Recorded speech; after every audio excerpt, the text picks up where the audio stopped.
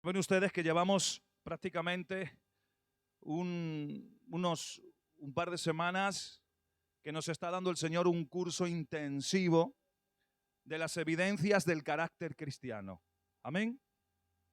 Y por ende estamos siguiendo en la evolución de este tipo de mensaje. Ahí está mejor, así ya no chillo. Amén. Y hoy toca, dentro del bloque ya que toca en relación a las evidencias del carácter cristiano, hoy ponía en el título que alguno me ha escrito y me ha dicho, pero vamos a ver, ¿qué título has puesto? Si parece esa imagen como el tarot. Y yo, Almica, va, ¿con qué mirada, con qué vista estás mirando la imagen, chacho? Pues no ves que hay ojos y orejas por ahí. ¿Por qué? Porque el título es Consagra tus sentidos. Ese es el título que sigue en este curso intensivo que el Señor nos está regalando y que estamos trabajando en ello en relación a la serie Evidencias del carácter cristiano. Si se ha perdido algún culto de esta formación práctica y servicial, pues creo que lo tenemos en el canal grabado para que lo puedas escuchar y puedas seguir la línea y puedas aplicarlo luego a tu vida. No para que suene muy bonito, sino para que tú vivas conforme a la palabra. Creo que queda claro que siempre usamos la misma frase, uno tiene que obedecer a aquello que escucha. Y si hoy escuchamos su palabra, debemos ponerla en práctica. Es una obligación para el creyente, en este caso para el cristiano. ¿Cuántos son cristianos? No es una pregunta trampa. Todavía no he llegado a preguntas trampas, no las he hecho. Las haré, no las he hecho todavía. Somos cristianos porque hemos recibido a Cristo, ¿no? No tengan miedo. No es una maldición ser cristiano, es una bendición. Somos cristianos porque hemos seguido a Cristo. Cristiano significa seguidor de Cristo o un pequeño Cristo, en el sentido de que vivimos conforme lo que el Señor nos estipula por medio de su palabra. Bueno, pues hemos llegado al punto, después de lo que hemos estado hablando estos días anteriores, en el cual hoy necesitamos hablar de nuestros sentidos y que los sentidos sean consagrados. ¿Qué significa la palabra consagrar? No le des tanto que si no chilla mucho el micro. Consagrar es lo mismo que apartar, es el mismo vocablo. Consagrar, apartar, dedicar, santificar. Juegan todos bajo la misma perífrasis, el mismo sentido etimológico de la palabra, por lo tanto todo tiene que ver con lo mismo. Lo explicábamos el otro día, que estuvimos visitando Vigo, que nos invitaron, y fueron conmigo los dos candidatos, y lo explicaba el término de consagrar, de separar. Amén. Y hacía el ejemplo de esta botella de agua, para ser más gráfico, para que entendamos lo que es santificar, consagrar, dedicar, apartar. Amén. Y yo hablaba y especificaba, y es el ejemplo que siempre pongo para hacerlo práctico, que esta botella no tiene nada especial. Esta botella es igual exactamente que las demás botellas que están en el frigorífico abajo en el kiosco. Exactamente igual. Tienen, bueno, la diferencia es que esta está, como veis, un poquito usada. Pero es exactamente lo mismo. Es la misma botella. ¿Qué la hace especial? La hace especial que está en mi mano. No en sí la botella, sino que está en mi mano y me da servicio a mí cuando yo tengo necesidad, tengo sed. ¿Qué ha pasado? ¿Por qué es especial? Es especial porque yo la tengo. Y es especial porque ha salido de lo común. Cuando el hermano Quique, que estaba en el kiosco, me la ha dado, la ha sacado del uso común, la ha sacado de las demás y me la ha entregado a mí. La ha apartado para mí, la ha dedicado para mí, la ha santificado para mí y ahora esta está aquí conmigo y me está haciendo uso a mí.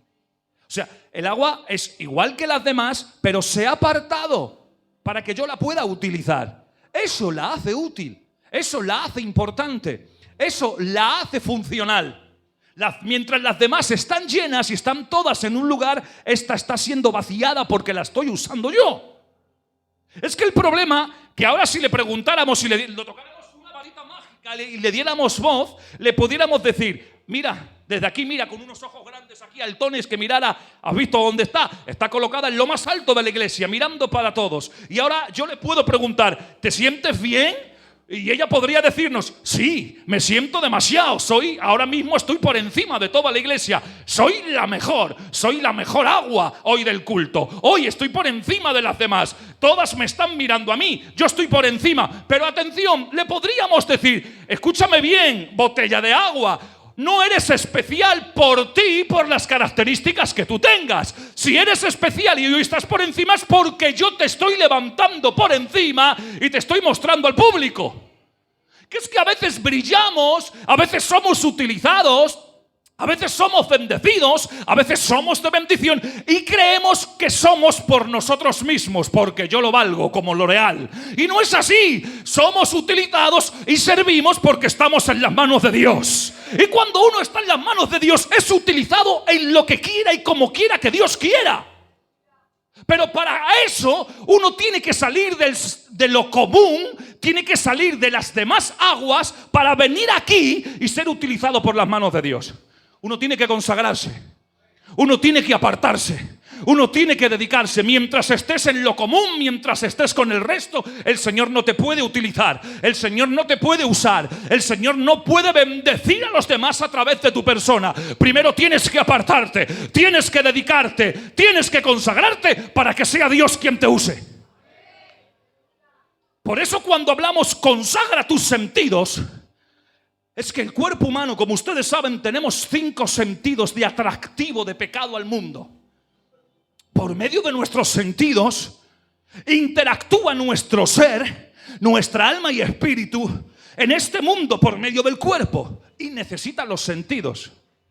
Pero si tus sentidos son comunes, si tus sentidos se usan con frecuencia en el mundo, si tus sentidos no están apartados para Dios, déjenme decirles que su vida espiritual, en vez de ir en progresión hasta la meta del varón perfecto, como hablábamos el primer día, vamos en degeneración, a tal extremo que podemos vivir una consecuencia tan nefasta que con el paso del tiempo nosotros podamos caernos de la gracia y perder la salvación.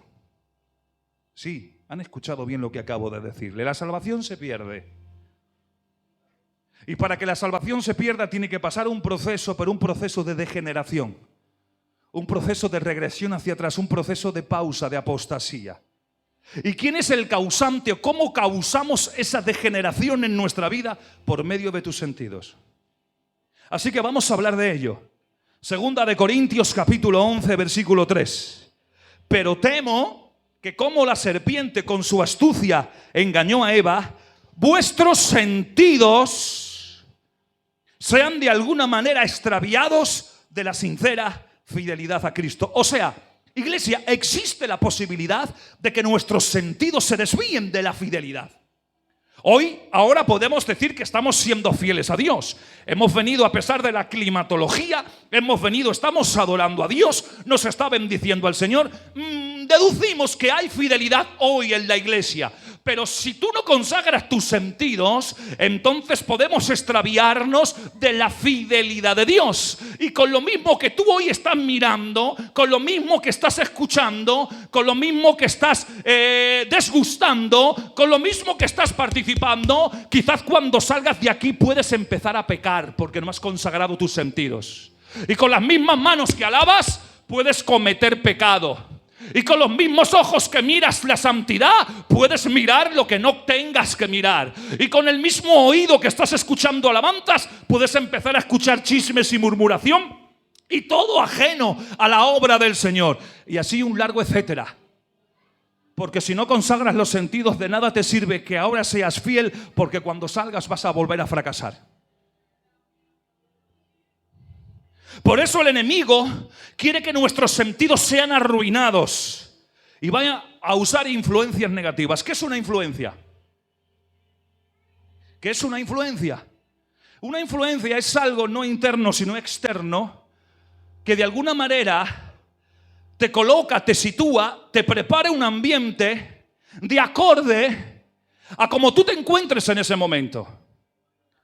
Yo si ahora tengo una debilidad, a ver, un ejemplo muy práctico y muy sencillo. Si yo tengo una debilidad de los pasteles, que es que me encanta el dulce, si yo paso por una pastelería la mejor de Santiago, que créanme lo que me las conozco todas. Pues cuando paso por ahí, y tengo que mirar, aunque no quiera, la influencia de mi sentido me va a hacer mirar, y siempre cuando paso siempre digo, no voy a comprar ninguno, hoy no voy a tomar ningún dulce. Acabo comprando 50.000 pasteles. Porque cuanto más digo que no, más lo hago. Porque no se trata de decir no, se trata de consagrar tus sentidos. Ahora imagínense, no hay una pastelería, pero yo me voy con el Quique, que al Quique le gusta el dulce más que a mí. Bueno, eso es difícil, pero bueno, sí, vamos a poner que sí. Y yo voy andando con él y no hay ninguna pastelería, pero ahora él me empieza a hablar de una pastelería que han abierto nueva en la calle fulanito de tal y empieza a hablarme de esa composición de pasteles. Está influenciando en mí. ¿Y sabes qué acabo haciendo yo? Chacho, vámonos tú y yo, no se lo digamos a nadie, nos vamos a comprar un montón de pasteles. Y me voy con él y nos entra una subida de azúcar que no es normal. ¿Por qué? Porque me ha influenciado.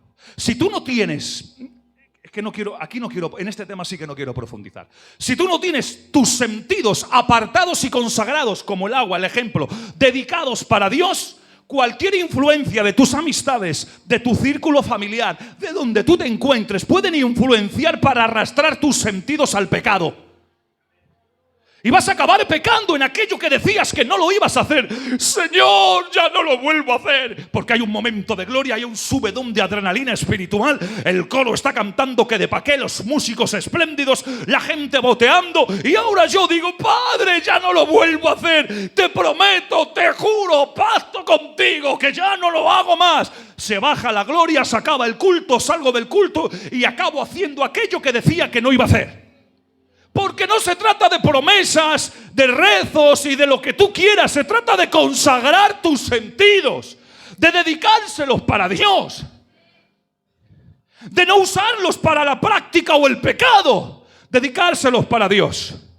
Y el primer sentido es la vista, que por la vista pues la ejercemos por medio del órgano del ojo. Y dice la Biblia que la lámpara de nuestro cuerpo es el ojo. Dice Lucas 11:34, la lámpara de tu cuerpo es tu ojo. Atención ahora, cuando tu ojo es bueno, todo tu cuerpo está lleno de luz. Esto a mí me choca. Esto me choca. Porque hay gente en las iglesias, aquí que sálvese quien pueda, hay gente en las iglesias que no tienen luz porque no tienen muy buenos ojos.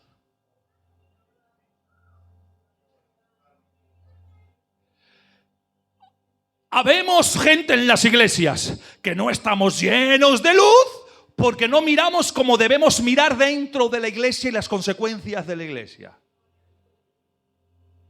Pero también dice, pero cuando está malo tu ojo, cuando no es bueno, también tu cuerpo está lleno de oscuridad.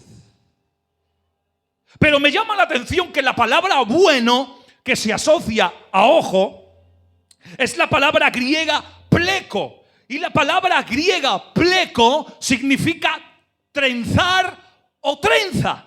Quédense con esto aquí que acabo de mencionar, ¿vale? Porque lo vamos a tomar ahora. Bueno, aquí significa trenzar o trenza, que tiene que ver con el cabello, tiene que ver con el pelo.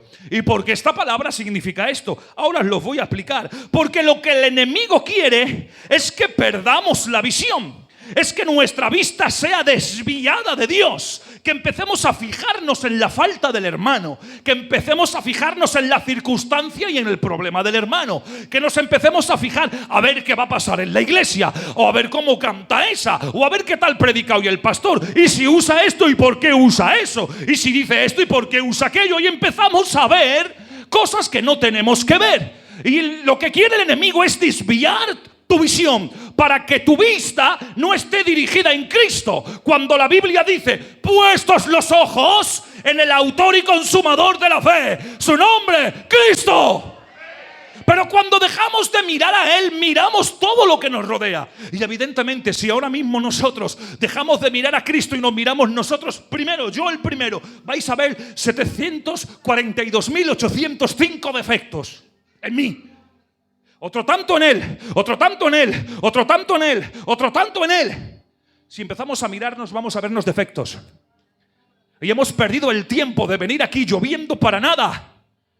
Porque no hemos dedicado, no hemos consagrado nuestra vista, nuestro sentido de la vista a Dios. Hay a veces que uno tiene que cerrar los ojos para no mirar y abrir los ojos de la fe. ¿Dónde vamos, sobrino? Es que mira, los pastores se matan. Escúchame, tenemos que dividirnos, dice Lot a su tío Abraham. Y dice Abraham, bueno, vale, hijico, elige donde tú quieras ir. Y ahora dice la Biblia que Lot, alzando la vista, vio los campos y las llanuras y dijo, esta es la mía. Aquí mis ovejas comen bien, aquí mis ovejas engordan. Vale, pues adelante. Y ahora Abraham se quedó con la parte de atrás que era más pedregoso, había más piedras, era mucho más difícil a simple vista. Pero ¿qué pasó? Que mientras Lot abría los ojos de la carne y miraba y ponía su sentido de la vista en lo material, acabó llegando poquito a poquito y montando su tienda de campañas cada vez más cerca de Sodoma y Gomorra, hasta que acabó viviendo en Sodoma y Gomorra. Y cuando uno acaba viviendo en Sodoma y Gomorra, tiene pérdidas. ¿Cuáles fueron las pérdidas para Lot? Su esposa, que se convirtió en estatua de sal. Pero sin en cambio Abraham, que cerró los ojos de la carne, abrió los ojos de la fe. Y aunque sabía que el camino era difícil, pero él miraba al autor y consumador de la fe. Él miraba a aquel quien lo llamó. Y cuando fue llevado al lugar correcto. El problema de no consagrar nuestra vista a Dios y de mirar todo lo que nos rodea es que vamos a acabar con nuestra vida llevándola cada vez más cerca del mundo, más cerca del mundo. Y al final, sin darnos cuenta, vamos a estar metidos en el mundo. Y cuando uno está metido en el mundo, tiene pérdidas. Sí, a corto plazo tiene pérdidas. Que no te das cuenta. ¿Ustedes creen que Judas traicionó a Jesús en un momento a otro? ¿De un día para otro? No. Judas fue elegido como los demás. Había algo bueno en él. Era el tesorero. Hoy tenemos al hermano Abraham. Créanmelo, que si el Abraham no es un hombre de Dios, no es una persona buena, no es una persona íntegra, ténganlo por seguro que los ministerios no le entregan la caja. No se la entregan. Si fuera, con mucho respeto, primo, un maleante, no le dejan la caja. Pero se la dejan porque es una buena persona. ¿Sabes quién llevaba el dinero? Lo llevaba Judas. Porque no era tan mala persona como creemos que era. Solo que tuvo un proceso de degeneración hacia atrás. Y descendió de peldaño en peldaño. Subió y luego bajó de peldaño en peldaño. Y si tú ahora subes 15 pisos y vas bajando de peldaño en peldaño cada X segundos, no te das cuenta de que estás descendiendo. Y el primer milagro de Jesús, la primera resurrección, viene Judas. ¡Ay, a ver! ¡Ay, qué maravilla! ¡Ay, qué bendición! El segundo milagro ya no se acercaba desde lejos. ¡Ay, qué bien! ¡Qué poder tiene el Señor! El tercer milagro ya... ¿Qué ha sido? Ha sanado a tal. Ah, vale, es normal. Y se acostumbró. Y cuando uno se acostumbra, malo. Porque sin darte cuenta ya no das pasos hacia adelante, das pasos hacia atrás. Y acabas haciendo aquello que decía que no ibas a hacer. Judas acabó vendiendo al Señor. Amén.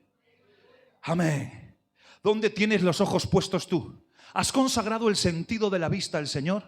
¿Estás mirando las cosas del Espíritu con los ojos espirituales o estás mirando las cosas del Espíritu con ojos carnales? Porque si tú miras las cosas de la iglesia con ojos carnales, no vas a entender, primero, ni las administraciones pastorales, segundo, ni el funcionamiento de la iglesia, y mucho menos vas a saber cuál es el lugar que tú tienes que ocupar, porque lo miras con ojos carnales. Pero si tú ahora consagras tu vista para ser conforme al carácter de Cristo, consagras tu vista al Señor, ¿qué acontece? Que vas a empezar a ver todo espiritual. ¿Y sabes quién es aquel que ve todo espiritual con los ojos del Espíritu? Fíjense, ha pasado esto en la iglesia. ¡Ay, que se ha caído! El que no tiene su mirada consagrada dice: ¡alma que se ha caído! ¿Quién es el culpable? ¿Quién lo ha tirado? Pero aquel que tiene su vista consagrada dice: ¡ay, que se ha caído! ¡Pim! Ayúdame, vamos a cogerlo. Vamos a levantarlo.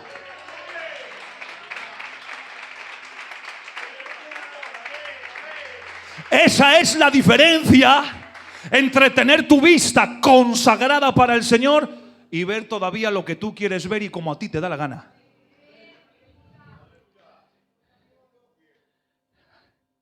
Pero podemos ver en la Biblia personajes que perdieron su visión. No voy a nombraros todos para no extender el mensaje, pero sí hay uno, el más famoso, Sansón. El del cantar. Sansón, el de los 2 montones. Y os he dicho que no olvidaseis el significado de bueno en relación a los ojos, a la vista, que significaba trenzar o trenza.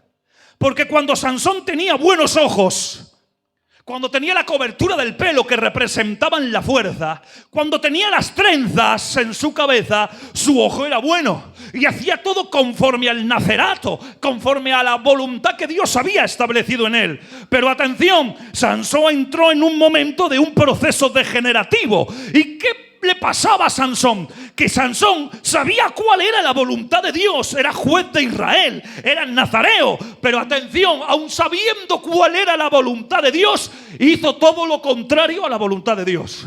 Porque el problema que tenemos en las iglesias, generalmente hablando, es que sabemos muy bien cuál es la voluntad de Dios, pero no nos da la gana hacerla.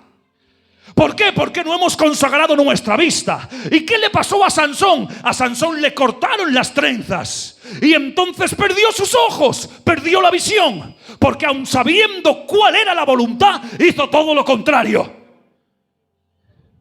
Dios mío, Dios mío, Dios mío, que Dios nos ayude a consagrar nuestros ojos, nuestra vista para el Señor. Y que cuando uno está en el cultico y tiene la vista espiritual consagrada, todo lo ve bueno. Que ha predicado el bueno. Que ha tocado, qué bien. Pero que lo ha hecho mal, pero qué bien. Que llueve, gloria a Dios. Que las plantas crecen. Que hace sol, qué bien, que nos vamos para la playa. Que todo lo ves bueno. Que no hay cabida para ver lo malo. Que Dios nos ayude. Pero también está el oído, que es el segundo sentir. Y uno de los sentidos más importantes de nuestro cuerpo es el oído. Pues la palabra dice que por el oír viene la fe. Pero la falta de oír la palabra anula tu crecimiento y tu pensamiento de santidad. Aquel que no escucha la palabra, aquel que no aparta, que no consagra su oído, el sentido del oído, entonces su mente y su corazón no va a estar llenos de pensamientos en relación a la santidad de Dios. Vas a escuchar lo que no tienes que escuchar. Vas a escuchar chismes, vas a escuchar cuentos, vas a escuchar líos, vas a escuchar murmuraciones y pones el oído. No huyes de las murmuraciones, pones presto el oído porque no lo tienes consagrado. Y cuando alguien tiene el oído consagrado al Señor, huye de los corrillos, huye de los chismes, huye de las criticaciones, huye de los cuentos, huye de las palabras negativas. Solo escucha la palabra de Dios, lo bueno, lo que edifica, lo que exhorta, lo que anima, lo que consuela, que es la palabra del Señor. ¿Qué es lo que te va a dar forma? Si tú escuchas mucho mal contenido, te vas a envenenar. Por eso yo tengo una norma en mi casa.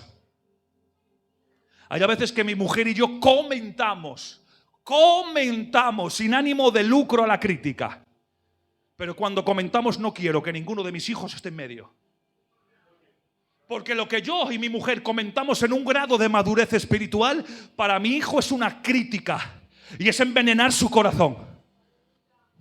Y el conflicto que tengo yo con el Marcos, que se lo he comentado a mi compañera, que lo ha escuchado mi hijo por cometer yo el error de decirlo en mi casa, ¿sabes lo que ha hecho? Ha creado en mi hijo malos ambientes, malos sentimientos.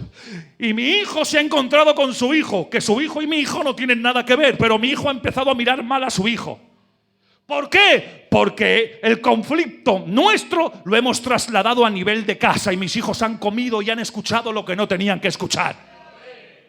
Pero si yo tengo un oído consagrado para el Señor, el sentido del oído consagrado para el Señor, yo no pongo el oído a chismes, Yo no pongo el oído a críticas.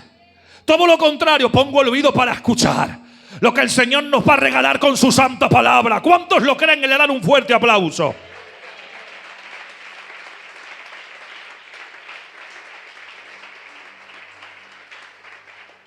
Eva fue contaminada primero en su oído. La serpiente le habló a ella y utilizó un conocimiento distorsionado. Habían visto 20 veces el árbol prohibido, pero hasta que no puso su oído a la serpiente, no empezó a codiciarlo. Porque hay a veces que por medio de lo que escuchas se te envenena el corazón. Hay a veces que con lo que escuchas, que casi siempre es distorsionado, se te envenena el alma, se te envenena el corazón y acabas haciendo aquello que no tienes que hacer y acabas diciendo lo que no tienes que decir y acabas yendo donde no tienes que ir. Mantente quieto, mantente en paz, pon el oído a la palabra, que es la única que te alimenta. Pero hay el tercer sentido, que es el olfato. Y el olfato representa o simboliza en la Biblia discernimiento, discernir. Por el olfato nos apartamos en el discernimiento del Espíritu para vivir en santidad. El olfato representa el sentido que nos guía, el sentido de guianza a vivir en santidad. Por lo tanto, el sentido del olfato nos habla de discernimiento y es necesario que este sentido también esté activado por el Espíritu Santo para saber en qué ambiente estamos. Voy a poner un ejemplo práctico. Por el discernimiento, cuando yo pongo mi olfato, hablando términos espirituales, el sentido consagrado para el Señor habla del discernimiento, que sé discernir dónde estoy. Un cristiano no puede estar en un área de pecado. Vamos a tocar algún área de pecado muy sencillo, ¿vale? Muy práctico. Aquí hay mucha juventud. Hoy estamos en el mes de la Eurocopa y hay muchas apuestas. Nadie ha dicho amén. ¿No? Bien, entonces muy bien. Si dijerais amén, entonces iba mal. Pero como no lo habéis dicho, es un ejemplo muy práctico para no tocar más profundidad. Imagínense hoy han hecho un partido por la mediodía, otro ahora a las 6 y ahora van a echar uno a las 9 si no me confundo mal el horario. Vale, he estado yo un poquito viendo por la tarde también el partido, a ver qué pasaba. Ahora, imagínense, bueno, jóvenes, vamos ahora después del culto, nos vamos todos yo qué sé, ahí al área central, que está ahí un sitio de apuestas muy bueno, ¿no? Ahí, ¿no? Sonríe que Cristo te ama. Y ahora voy yo y me adjunto, mira, vamos a poner esto todos niños. Y se adjuntan toda esta pandilla con el Quique a la cabeza. Te voy a ponerte a ti. Venga, niños, vamos, que vosotros sabéis más de fútbol. Y se van allí. Venga, ¿cuánto tengo? Venga, yo tengo 10, yo tengo 20, yo 30, yo 40, yo 50. Pues vamos a apostar a esto y a esto. ¿Vale? ¿Ha habido algo malo en ese detalle? No estoy hablando de 1.000, 2.000, 3.000, 4.000 euros. 10, 15, 20, 30. ¿Ha habido algo en eso malo? Aparentemente no, ¿verdad?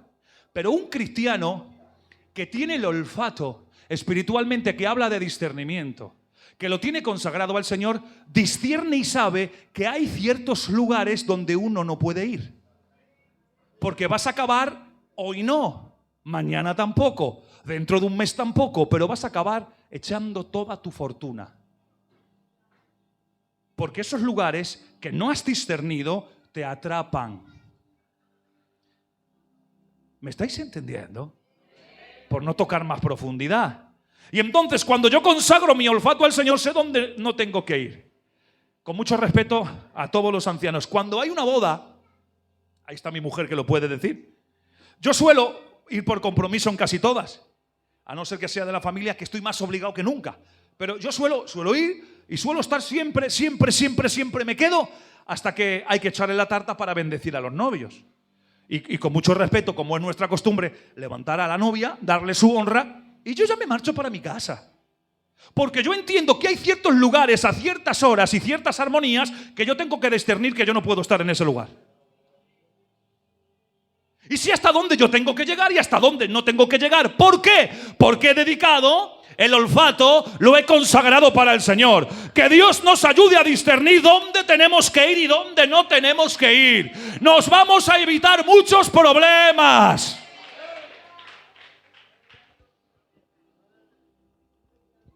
Bien.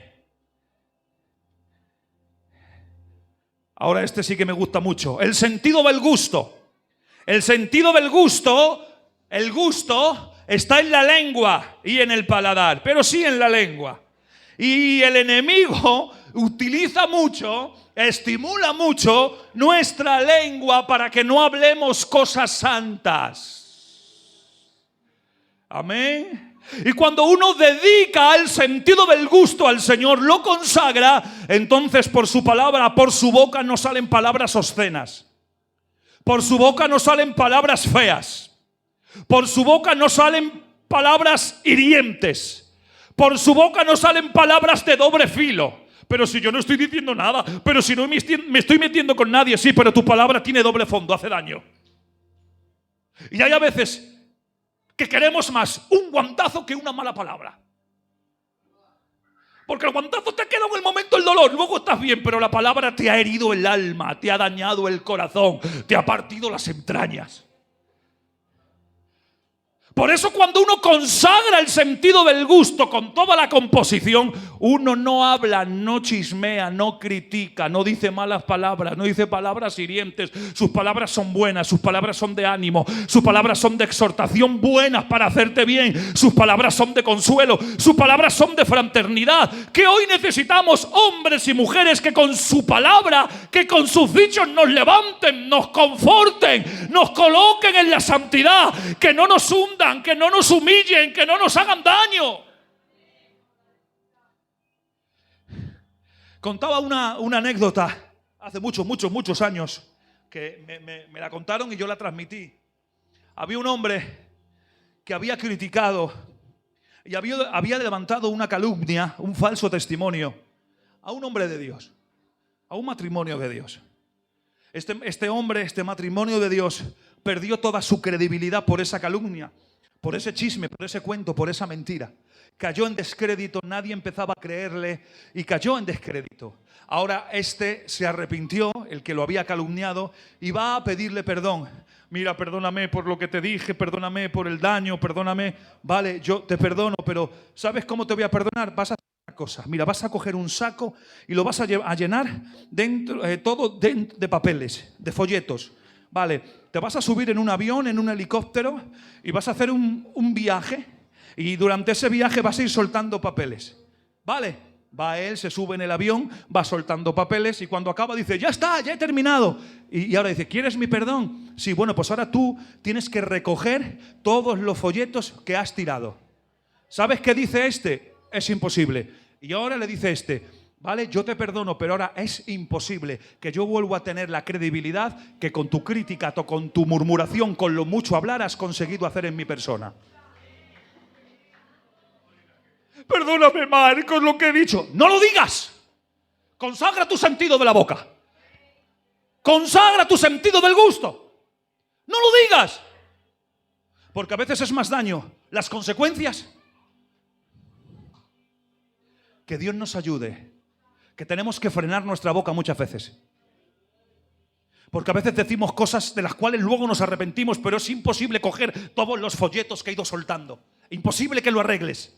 ¡Imposible! Ese hombre, y además dicen que era una historia real y verídica, ese hombre que era un ministerio nunca fue el mismo. Porque su ministerio decayó en credibilidad. Que Dios nos ayude. Que a veces tenemos que refrenar nuestra lengua. Es que hay personas que tienen un impulso que es imposible. Que tienen que hablar. Que tienen que decir. Que no saben ponerle un freno a su boca. Y hablan. Y saben algo y están. A ver quién hay para contárselo. Y están deseando verse a alguien para contarlo. Y a lo mejor no es malo lo que van a contar. Pero en las muchas palabras abunda el pecado, dice la Biblia. Que Dios nos ayude. Amén. A ser hombres y mujeres con nuestros sentidos consagrados a Dios. Y el último es el sentido del tacto. Y el sentido del tacto, dice Proverbios 6:17, que Él aborrece los ojos altivos, la lengua mentirosa y las manos que derraman sangre inocente. Muchas veces con nuestras obras, con nuestro hacer, dañamos a personas que no tienen nada que ver.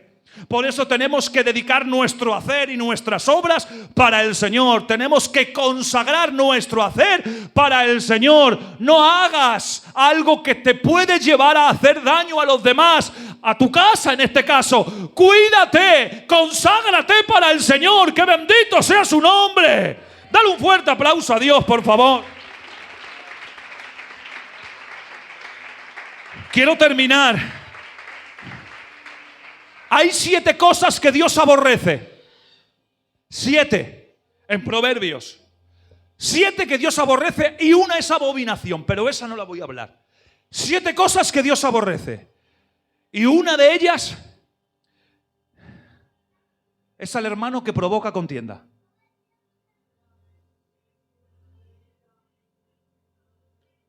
No han entendido el concepto. Dice, yo aborrezo esto, y entre las 7 hay una que dice, y al hermano o a la hermana que provocan contienda. ¿Qué es provocar contienda? Estar siempre en desacuerdo, estar siempre peleando, llevando siempre la contraria, estar siempre discutiendo. ¿Y por qué Dios aborrece a una persona que es contenciosa dentro de la iglesia? ¿Por qué lo aborrece? Porque está rompiendo el orden de unidad de la iglesia. Y cuando se rompe el orden de unidad a esa persona, Dios lo aborrece.